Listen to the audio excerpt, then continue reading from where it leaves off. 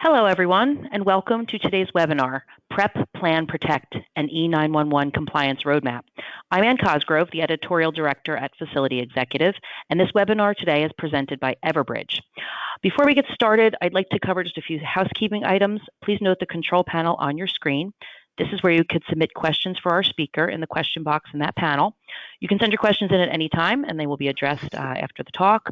If we do not get to your question, please note that the speaker will address it directly, so you certainly will get an answer. Also, please note the orange arrow on the left side of your control panel. Clicking on that will either expand or collapse the panel, so please be sure it is expanded. If you have a technical difficulty at any time, you can send in a message in that question section, and we'll answer you privately. Lastly, if you're interested in continuing education credits, please note you'll receive a certificate of attendance in an email from Facility Executive after this event, and you can report that to your association. Now, moving forward, I'd like to introduce your speaker, Matt Schmid. Matt is Senior Product Marketing Manager at Everbridge, which acquired Red Sky Technologies in 2021. Red Sky is the leader in E911 solutions in North America, and Matt's career spans several industries, including software as a service solutions, joining Red Sky in early 2020.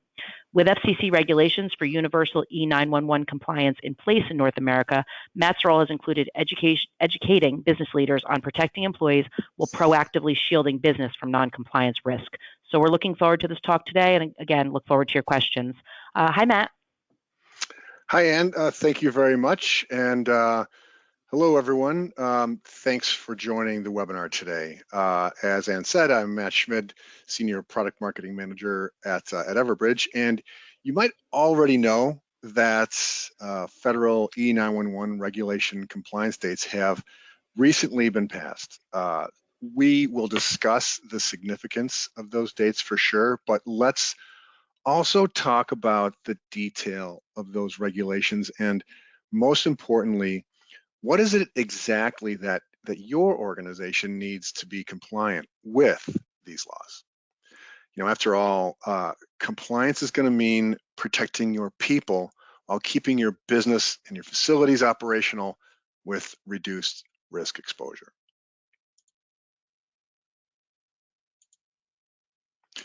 Okay, so today's organizations are being asked to do more with less, and part of that is keeping your employees safe, whether they're on premise or if they work at home. It's absolutely the new normal. That's not hyperbole. And we're all juggling these priorities. This list here is familiar to you folks in the facilities management field, but what actually are the priorities and how do we balance them? These will be some of the things I'll ask you to consider while we talk today.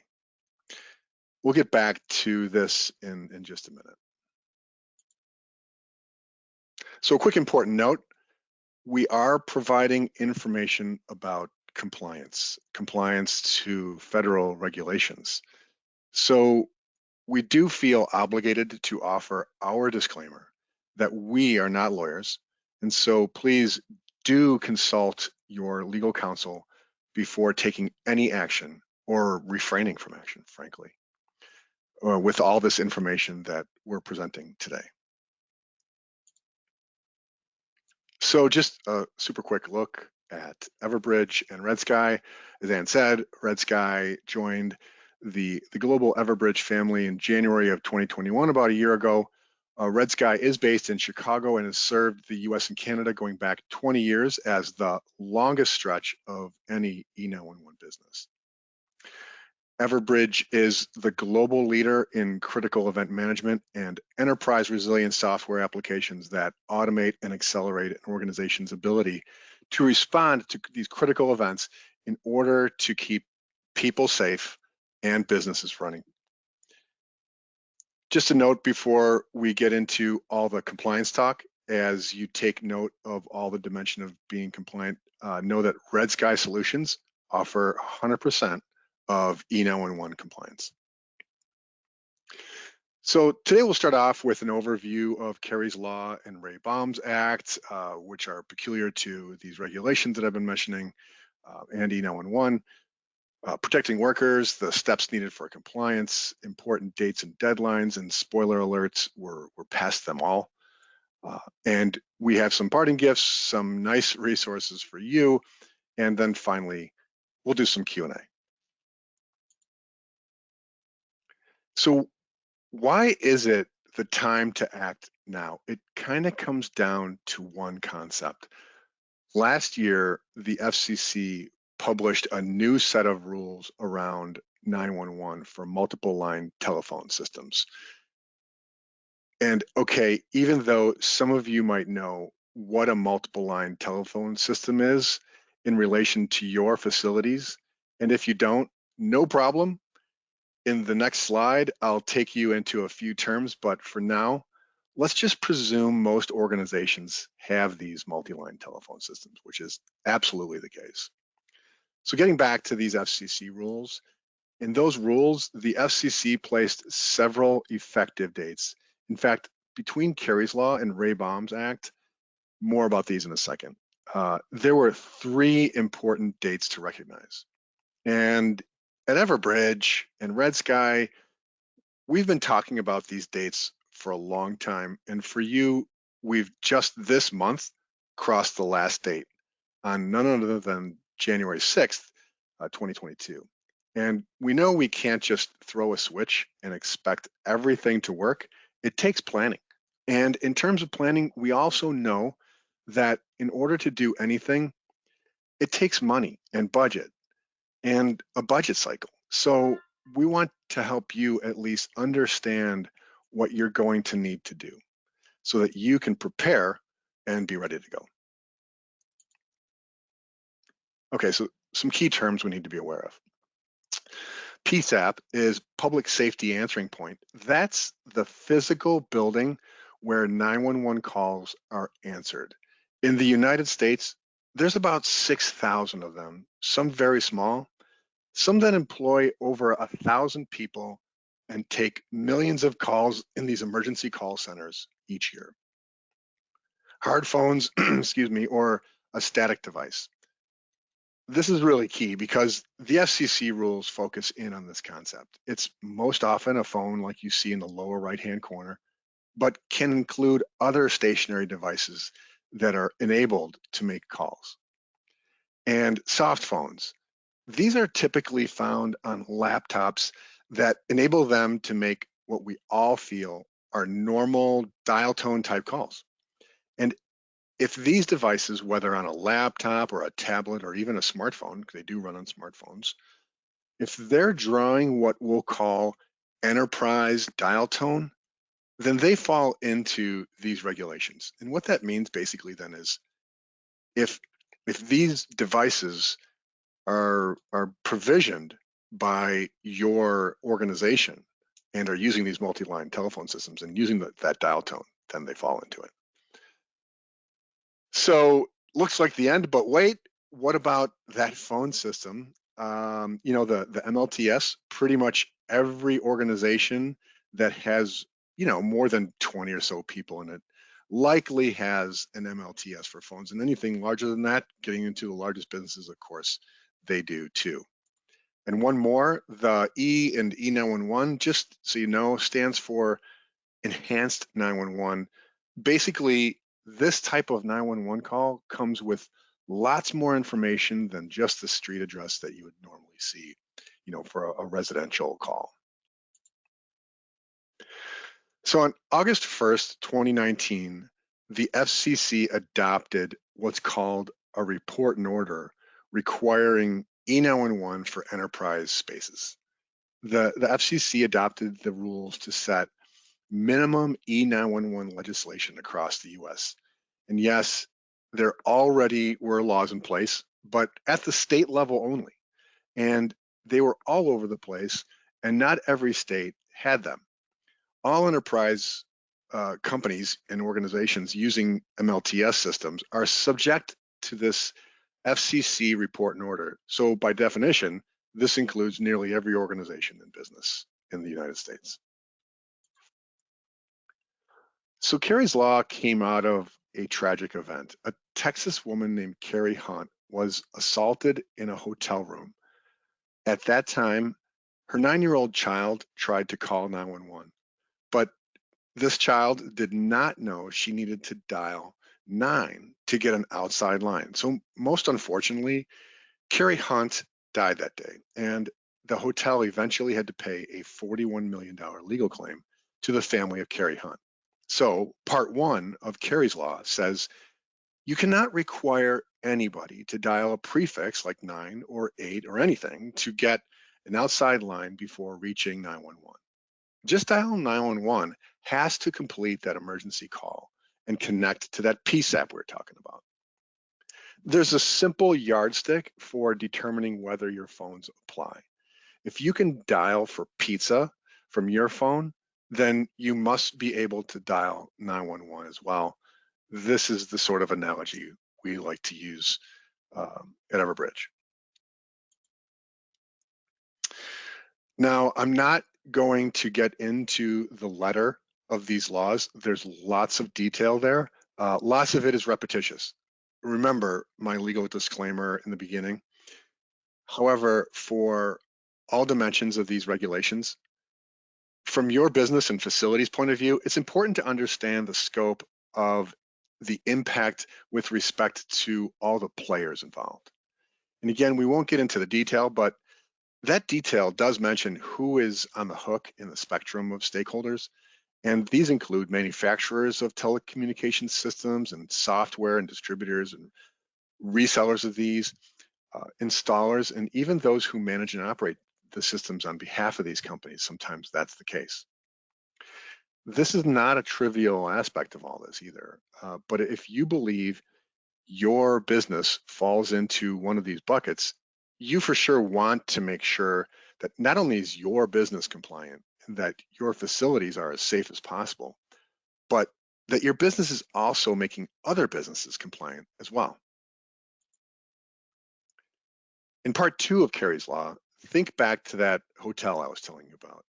It was felt that had the hotel been notified that somebody in a room had dialed 911, that person would have been able to not only assist, but to also help the first responders find the caller, thus the emergency notifications component of this regulation. This is where the facility team comes in handy. The people to be notified in this case can include a security desk attendant, a receptionist, or anyone across the organization who is felt could be useful to an emergency caller, or who might be best situated to assess first responders in gaining access to the part of the facility where the caller is calling from. And you see dispatchable location there. More about that in a second. Okay, that was a lot of info. So the takeaways here are twofold. You can see how all this protects your people, and the risk of liability is clear and it's significant. As you can see, Carrie's Law was the first E911 compliance law to take effect and is thus the most widely known and referenced component of the FCC regulation. So sorry for the boredom here, but let's just quickly read the front end of this paragraph because it's relevant. Carrie's Law expressly provides that Congress did not intend to alter the authority of state commissions or other state or local agencies, blah, blah, blah. Okay, you can kind of continue on yourself. This means that, hey, if the state has a tougher or more rigorous law, you need to weigh that first, or at least alongside. It's likely going to be the law that you're going to pay attention to, but at the end of the day, it's the one that's most rigid that needs to be paid attention to. It's the one that matters. Okay, next up is Section 506, a small but very important portion in terms of E911 of the Ray Bombs Act. The law says that for every 911 call, there has to be what's known as a dispatchable location that is sent with that call, information-wise, to the dispatch center. And dispatchable location is the street address and other information such as floor or a zone or room number, it's important to note that the FCC went out of its way not to quantify dispatchable location, as it's intent-based and it has a lot of variability based on the different facilities that we're talking about eventually. So for example, they didn't say you need a dispatchable location for every 10,000 square feet, and more on that in just a bit. Also, excuse me, I'll speak more about the different devices that fall into these regulations, as well as the compliance dates associated with them. Again, we've all passed them. And in summary, the definition of dispatchable location that we adopt today gives participants in the MLTS marketplace flexibility in deciding what level of detail should be included in the location information provided to PSAPs for the particular environments that we're talking about, so long as the level of detail is what is known as functionally sufficient to enable first responders to identify the location of a 911 caller in that environment. So those devices I was talking about, this matrix is pretty simple and straightforward. The dates are important, even though we're now past them all. They all relate to RABOMS Act compliance. Across the top, you have hard phones, the ones you have on your desk, just to repeat, and soft phones. Along the side, you have on and off premise detail. In the middle, you have the dates for those. Now, let's take the time to repeat this. All dates have now passed. So if you knew about RABOMS Act a year ago, you'd think you'd had some time until the next one hit. Well, we're all in the same boat now, and this law does not discriminate. All organizations in the US that operate in MLTS, and that's pretty much every one of us, we're all in on these deadlines. They're all in the past. So let's take our foot off the gas here for a second and reflect just why these laws came to be. It's, again, pretty simple. Connect first responders with the information they need to successfully assist in an emergency. Get to the 911 caller as swiftly as possible, and finally, to be technologically agnostic. These 911 callers need to get emergency services, and technology just cannot get in the way here. So I think it should be clear who the beneficiaries are of this legislation. First and foremost, it's the 911 caller in the midst of an emergency, right? Finding a person on the east side of the 16th floor of a building that's locked down is a challenge just by itself. Not to mention if the first responders do not have the location information they need. Of course, the companies themselves stand to gain from this legislation and acting on it and getting compliant with it. Protecting employees is job one, but let's be clear about the risks to a business for not being compliant.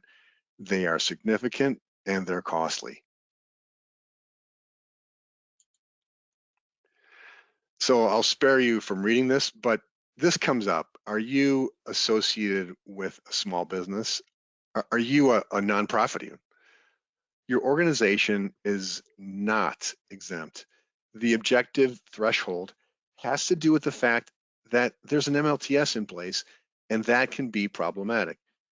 The law is in place to eliminate the barriers to a safe outcome when 911 call is placed. This is across the board.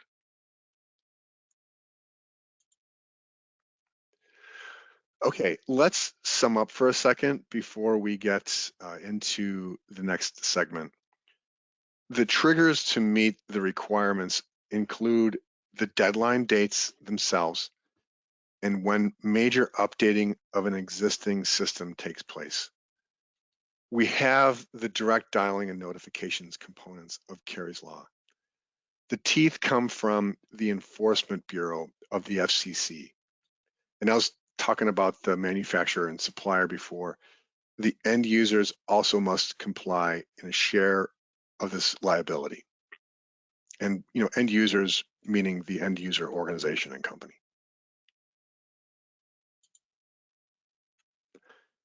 There's so much detail to get into around dispatchable location.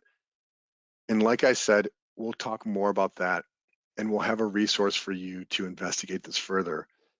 So we now understand the why for all this. Now let's pivot to action. What does it take to prepare? What does it take to plan, which is different? And then what does it take to protect your employees and their guests and visitors to your business? Excuse me.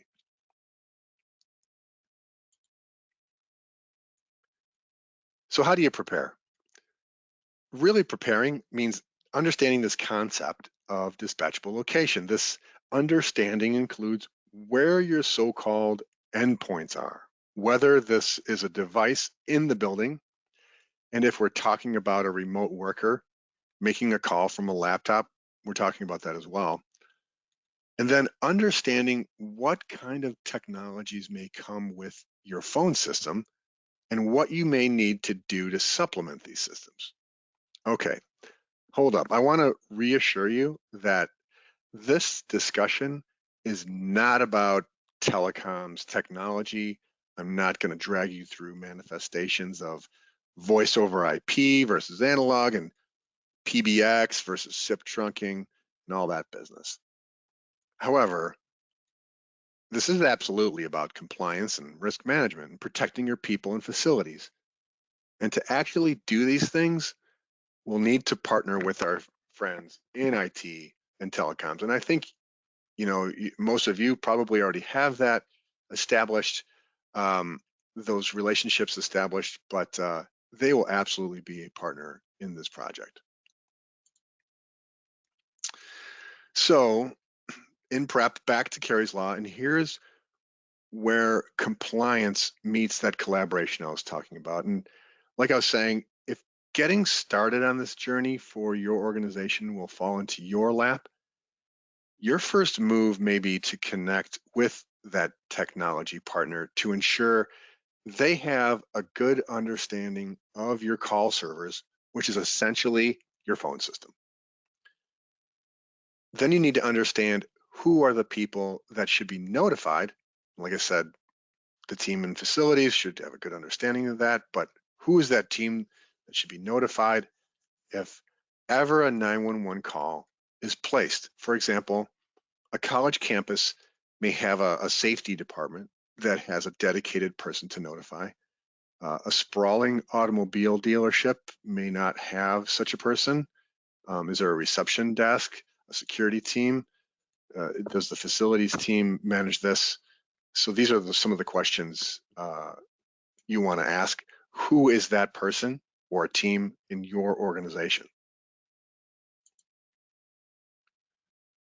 All right, Ray-Bombs Act. Remember, this is really centered on that, wait for it, the concept of dispatchable locations.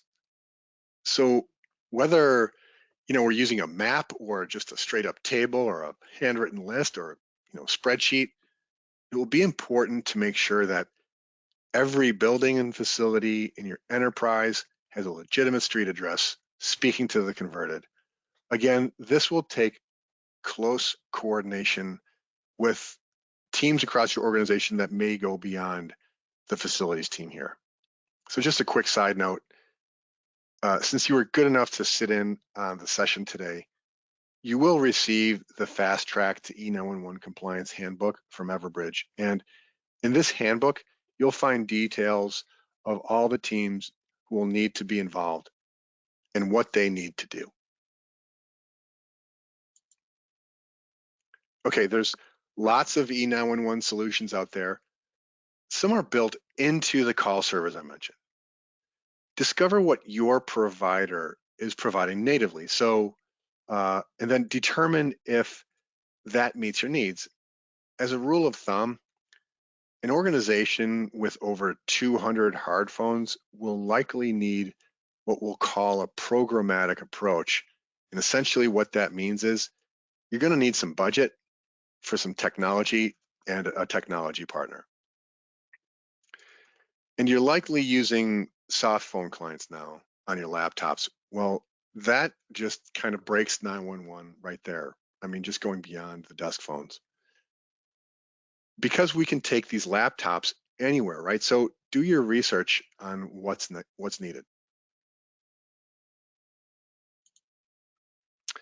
All right, moving on to plan. You kind of know what you have to do, right? So now, how do you do it? There's really a couple of things you want to balance. Your work plan, budget cycles, contract stuff, mapping buildings and devices, deployment, lots of stuff. Remember the teamwork and collaboration bits I mentioned? It really takes a team to pull this off. Carey's Law, back to Carey's Law. So the due date has passed, right? Long ago. The asterisk is there due to some exceptions around updates versus new equipment. But given the last 12 to 18 months, 24 months, you got to think lots and lots of updates have very likely occurred. And updates, on top of those updates, and it all got fast forwarded about 10 years, I think. And if any system upgrades are planned, you need to make sure that you're planning to become compliant as part of that. And then dispatchable location. I'm just going to tell you, and this is why we have the disclaimer that we're not lawyers or your counsel. It's a pretty soft topic. The FCC and most states, again, do not define what dispatchable location means. So let's look at some pictures of an example facility for help. So in the picture up here in the upper right-hand corner, you've got this 50,000 square foot loading dock. It's got a nice open line of sight. You can see all of the phones on the walls. If a first responder comes into one of these doors you see there, they're very likely going to need or see who needs help.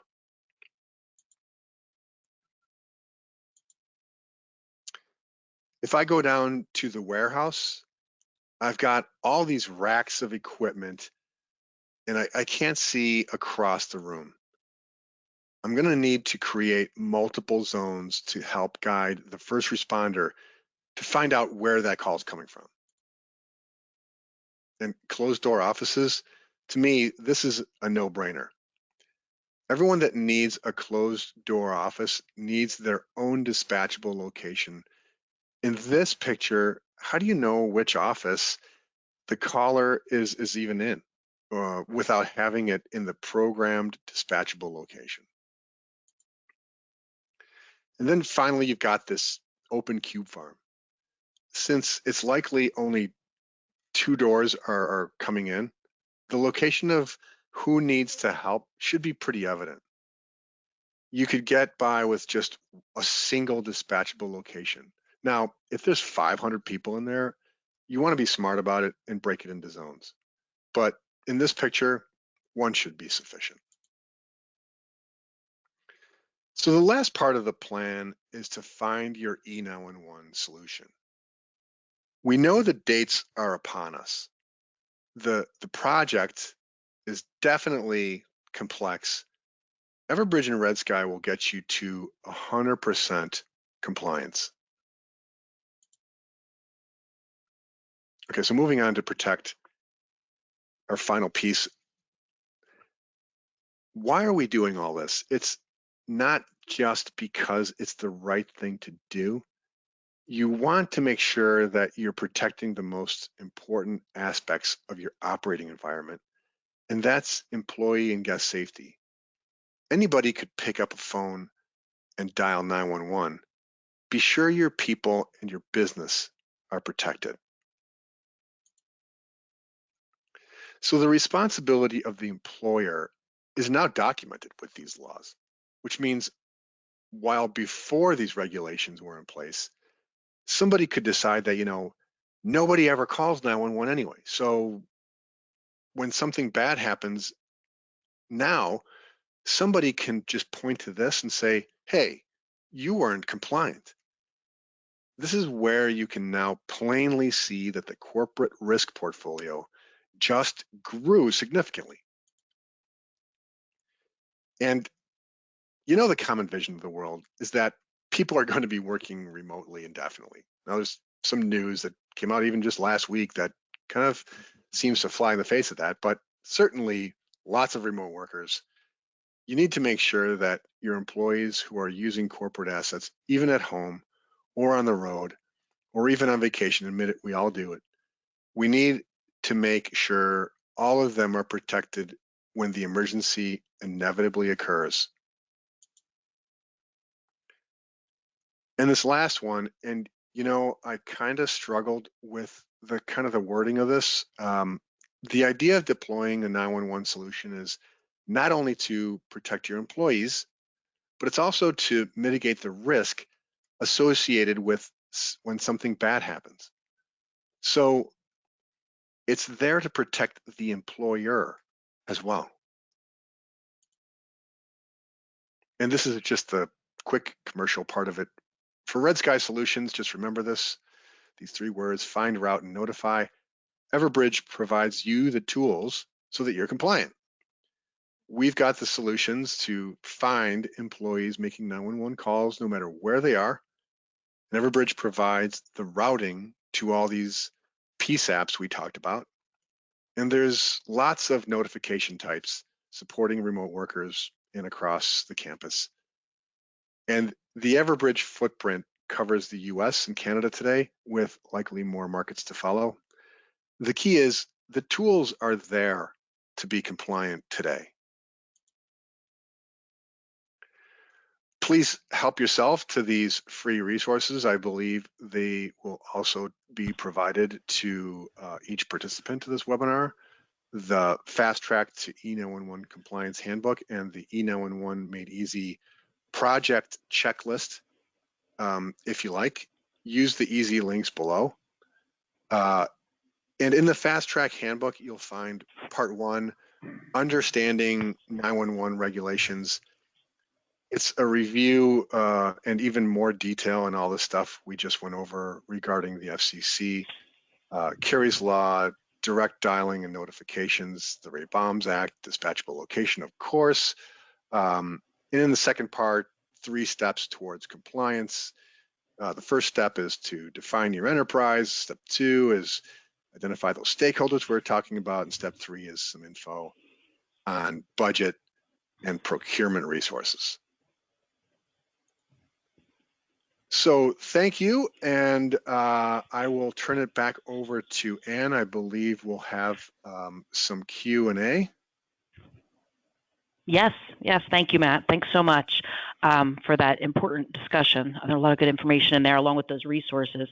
Yes, we do have a number of questions, so we will jump right in and let's see. I do want to ask you, just to kind of reset the stage here and provide context, since you did cover a lot. Can you just talk about, once more, review, what is the difference between 911 and E911? Sure. 911 has been around for 50 years or more. It's of course started with residential information and is, in its most basic sense, just the address location information that's programmed into the information that these PSAPs have and into the telephone systems. E911 is enhanced 911 that has the capacity to carry lots more information. So first responders can get to those folks who are in distress as accurately and efficiently as possible. Okay, thank you. Now I'll jump into several questions we have about devices, where you're calling from, what you're calling from, and I know you did cover that, but we want to definitely be sure to answer some folks' specific questions here. So my question that I have here is, what happens when I call 911 using my mobile phone? Yeah, sure. Um, so mobile phones, smartphones, all of them, the service providers that provide them to you, or at least provide the service, they do operate separately from what we have discussed on this call. Um, Calls made using dial tone from these wireless providers are tracked using different technology, like I was saying before. Uh, some of the soft phone clients do operate on smartphones and thus can be impacted by these laws. So if you use a soft phone on your laptop and you've got an equivalent for that soft phone on your smartphone, just because you want to use or are required to use the enterprise system, then that's how your cell phone or your smartphone can be affected. Okay, thank you. So let's get back into the compliance angle, and with devices in mind, we have some questions here on that. And the question is, uh, how would compliance be ensured with non-issued, quote unquote, personal cell phones? So can you talk to that, speak to that?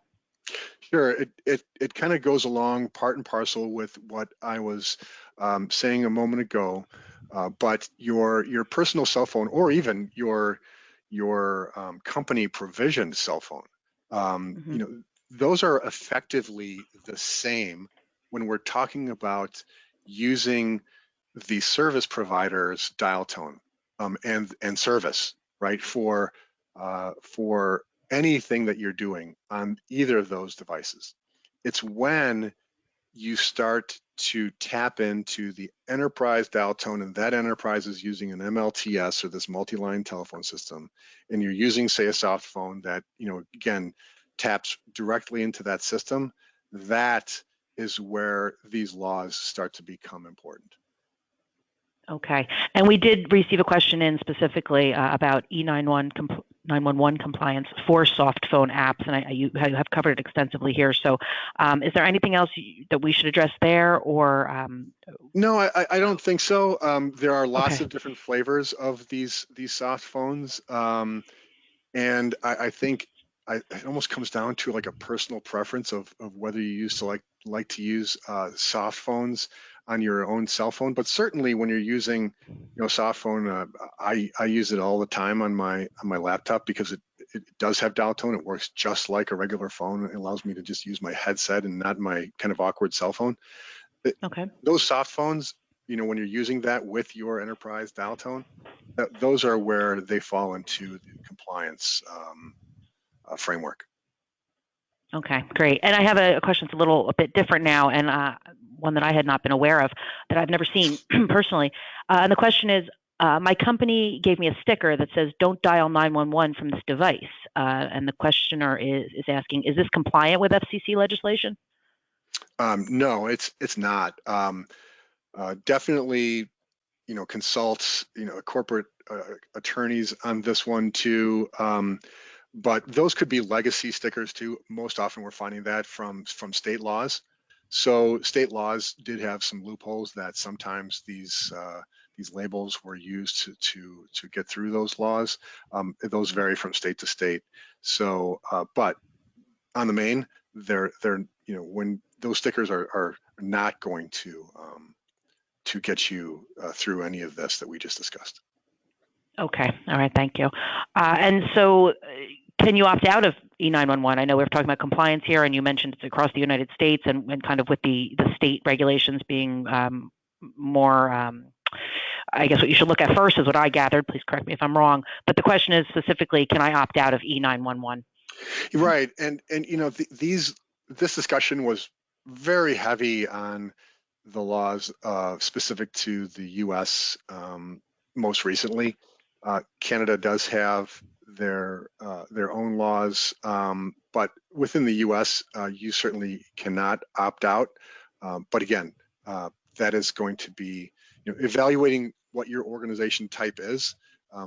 Do you have uh, an MLTS that might be grandfathered because you've not upgraded it recently in any way, shape, or form? Again, those are discussions you want to have.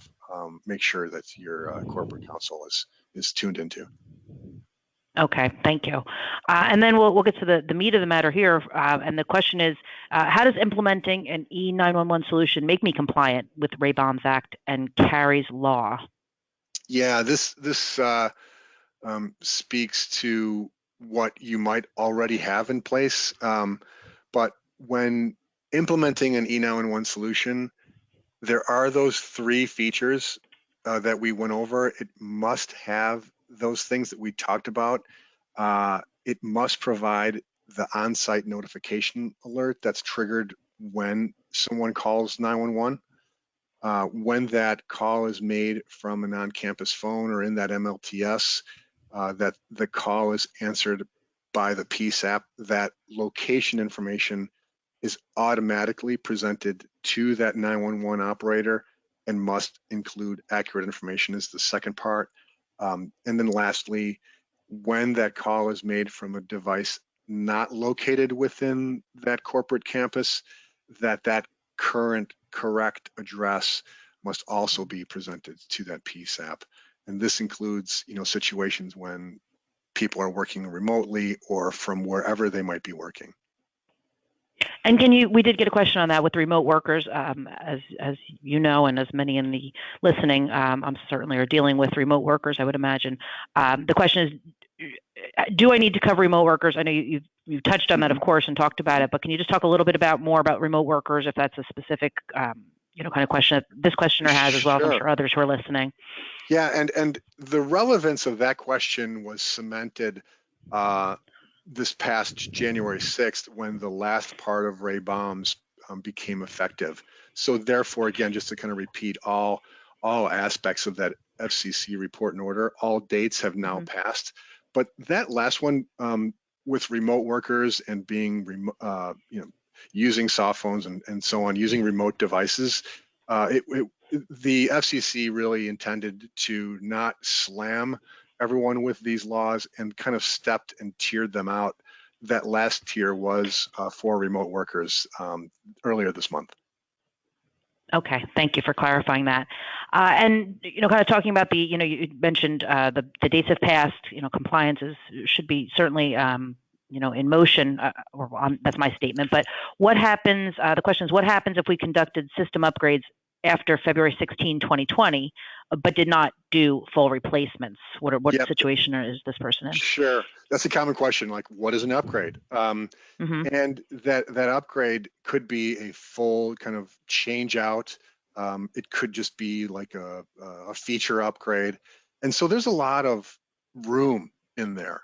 So this again is the rule of thumb is if you did a significant upgrade to after February 16th, then you're going to need to comply with Carrie's Law and Ray Baum's Act. Okay. But again, back to the old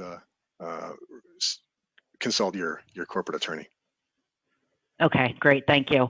And we have another question here. We are running up a little bit against the clock. I want to let anyone know that if we did not get to your question, Matt will be able to address that directly with you, so it won't be lost. And Matt, we'll just close out with this question. It's a little bit off the path here, but the question is, what is NG 911 and is it required? Can you talk on that? Yeah, that stands for, the NG is next generation. So it's next generation 911. And as technology has advanced, these PSAP operators have now requested, and again, you think of these larger PSAPs, and the ones that are perhaps more funded and can do things like, what about a floor map or even links to cameras that are on site? At the end of the day, this is all data that can be transmitted. And so, but that's also data that can be useful to both the PSAP operator and communicating with the first responders themselves. It can be useful to people who are within the business itself. So, but that transmission of that, what I'll call rich data, is the heart and soul of next generation 911. There are regulations and laws coming up to speed on NG 911. They're certainly not in place yet, but they, they'll be here before we know it. Okay. All right. Well, thank you. I want to thank you, Matt, for your talk today and for this great information. Thanks a lot. Yep. Thank you, Ann. And thank you to Everbridge for sponsoring the webinar, and of course our audience for listening in today and for your questions. I do want to let you know a recording from today's session will be made available on our magazine's website, that's facilityexecutive.com, and also please visit the Everbridge website, which is everbridge.com. Lastly, I do want to remind everyone listening that the resources Matt showed in the previous slide will be available to anyone who took part in the webinar. So thank you so much, and thanks again, Matt. Have a great afternoon.